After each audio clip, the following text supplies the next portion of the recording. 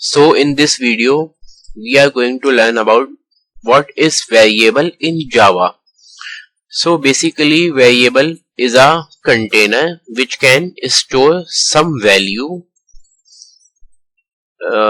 Let's start it with this example.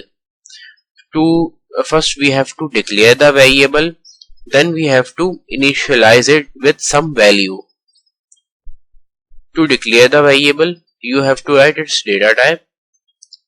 Let's suppose int, which is used for integer data type, and then we write name of variable, suppose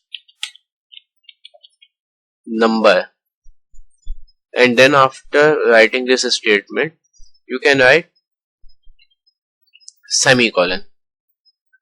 Okay, so what we have done, we have declared this variable. What's the name of this variable? Number. We have declared a variable called number. Okay, now we have to initialize it with some value. Example,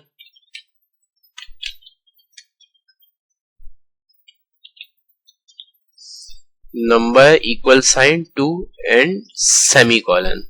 Okay, what we have done, we have initialized number variable with the value 2.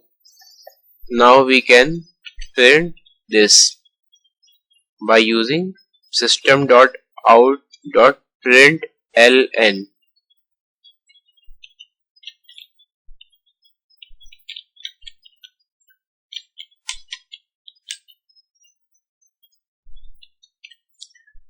And inside of this method we have to write name of variable. What is the name of this variable?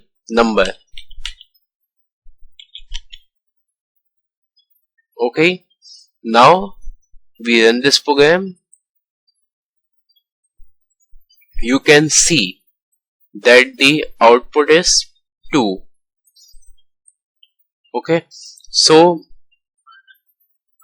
we have printed the value which is stored inside of this variable called number, and this value is printed on the screen.